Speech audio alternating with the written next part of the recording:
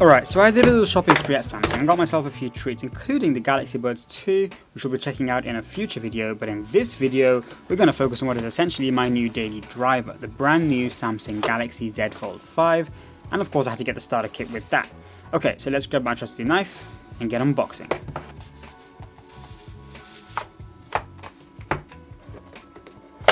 Ooh, and there it is in all its glory.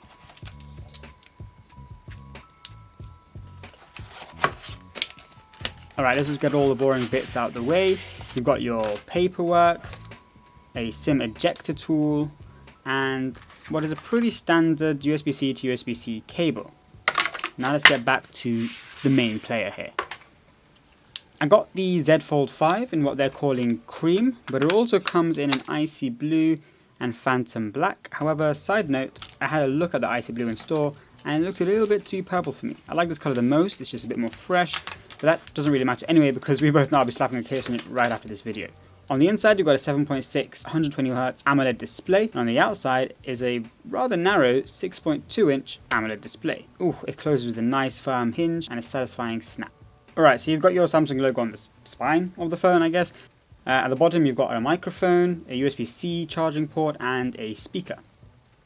On the side you've got a SIM card tray, the volume button and the power button / Bixby button, but the good thing is you can remap this button to not open Bixby if you don't want it to.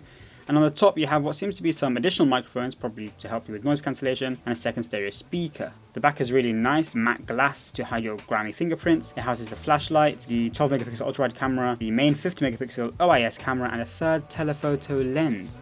This frame is looking a little bit gold though, not gonna lie. Alright, you'll see me open and close this phone a lot in this video because it's just too satisfying. Alright, let's power it on, set it up, and have a look at some of the features. You guys keep yourself occupied.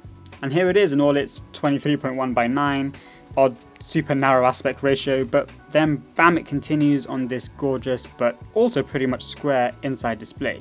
So I'm interested to see how it handles apps.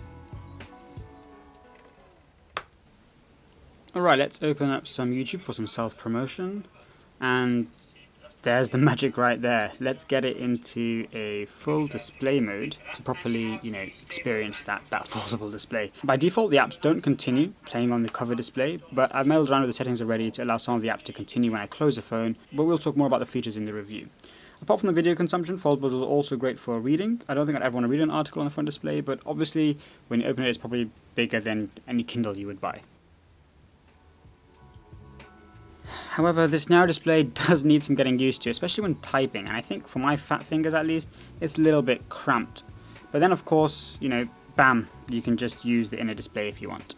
Alright, let's quickly check out the gaming experience here. Obviously the Snapdragon Gen 2 processors with 12GB of RAM means they're pretty much set to play any game available. I'm more interested at the moment to see how it looks on this big display, but if you want to find out more, please subscribe so you know when I drop the full review.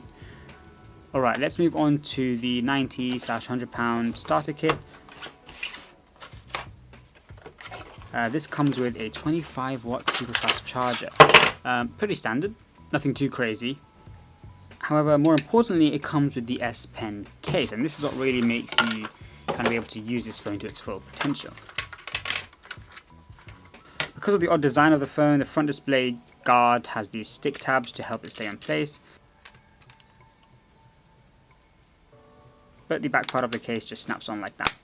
It does add a little thickness, but after paying about £1,800 or dollars for this phone, you're going to want to protect it. The pen is much slimmer this year and pops out the back with a press of the button, very similar to that of the Galaxy Note, or I guess now the Galaxy Ultra series, but the nib is a little bit less pointy, probably to protect that inner display. The rear cameras are looking good as expected, but if you look to the top right of the display when I switch the camera over, you'll see it turns black, as this phone has an under display camera, which is pretty cool, but the quality of it unfortunately doesn't match its cool factor.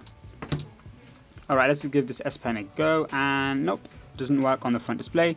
Not that you'd want to use it there anyway, so this thing is perfect for making notes or annotating PDFs like this. You can highlight what you want, you can write all over it, and bam, erase it all with a push of the S Pen button. The S Pen will need an entire video in itself, to be honest. Okay, moving to multitasking, which is probably one of the largest selling features of the phone. You can very easily split the screen, which is essentially like having two phones side by side. You can go one step further by splitting the split screen to have 3 apps running and resize them however you want, which is pretty useful. Alright guys, that was a quick whistle-stop tour of the Samsung Galaxy Z Fold 5. I've got a few videos planned where I will dive into all of its features, so if you've enjoyed this video and want to see more, please give it a like and subscribe, and hopefully I'll see you on the next TCAD Tech video.